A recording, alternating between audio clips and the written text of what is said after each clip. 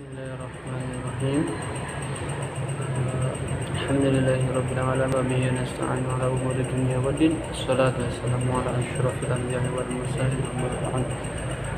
Baik, pertama-tama kita bersyukur kepada Allah Subhanahu wa taala yang insyaallah sampai kali ini kita diberikan sehat walafiat.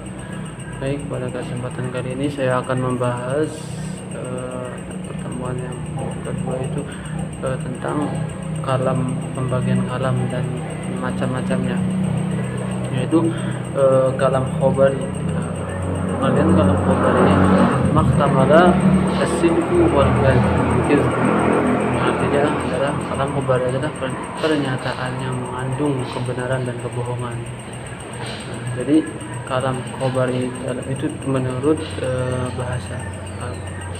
Sedangkan adapun kalam ini juga, kalam adalah kalimat yang berbicara dapat dikatakan sebagai orang yang benar apabila sesuai dengan kenyataan dan pembohongan apabila berlainan dengan kenyataan.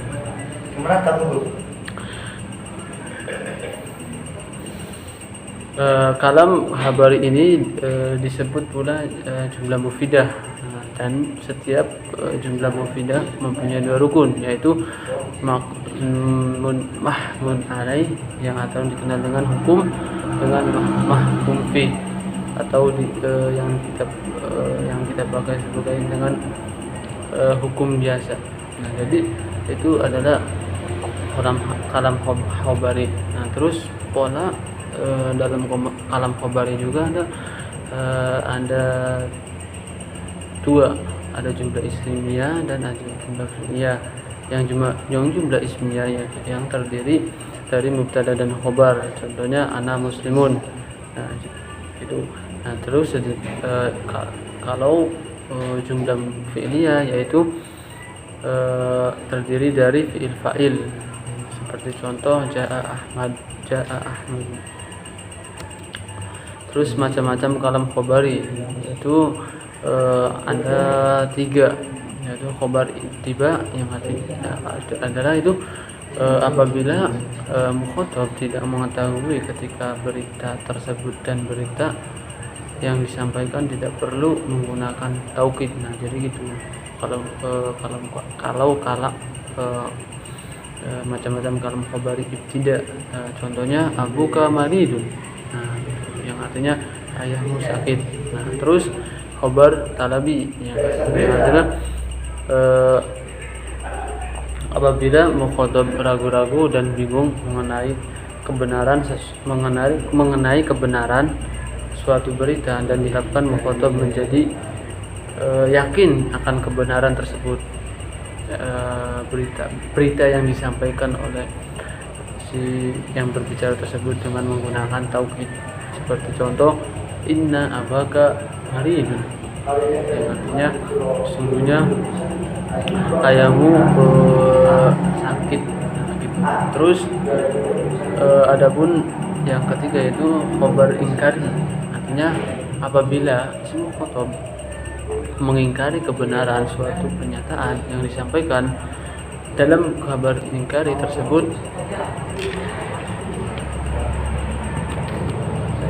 menggunakan taukid, ya, harus menggunakan taukid atau lebih dari satu tingkatan keingkaran mukhatab. Contohnya abaka limarid, atau juga cukup wallahu inna abaka marid. Jadi sampai menggunakan harus ada huruf taukidnya kalau khobar ingkari. Terus tujuannya khobar yaitu cuma ada dua, yaitu tujuan asal dari khobar ada dua, yaitu faizul khobar, yang yaitu mempunyai suatu hukum yang terkadang dalam suatu kalimat kepada mukhatab. Nah, jadi tujuan khobar juga itu gitu, hanya untuk hukum untuk si mukhatab ini. Seperti contoh hadara raisul majhuri, presiden telah datang. Nah, itu. Terus yang kedua itu tujuan khobar, yaitu lazimul khobar, yaitu memberitahukan mukhatab bahwa mutakallim mengetahui suatu hukum. Nah, jadi pada tujuan khobar di sini juga kita tahu harus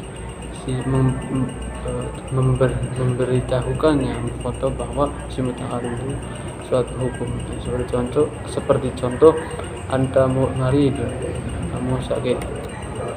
Nah, selain dari kedua tujuan di atas, ada beberapa tujuan kalam khobari sesuai dengan subjek mutakallim dalam menyampaikan suatu pernyataan. Di antaranya al-fahr, itu mempunyai menyampaikan berita untuk menunjukkan kebanggaan.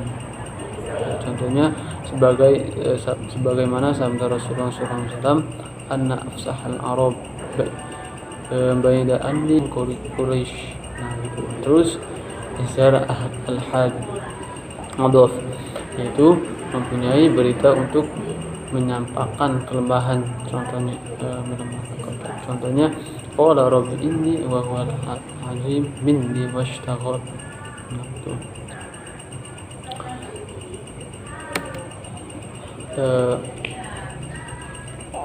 Jadi pada kali ini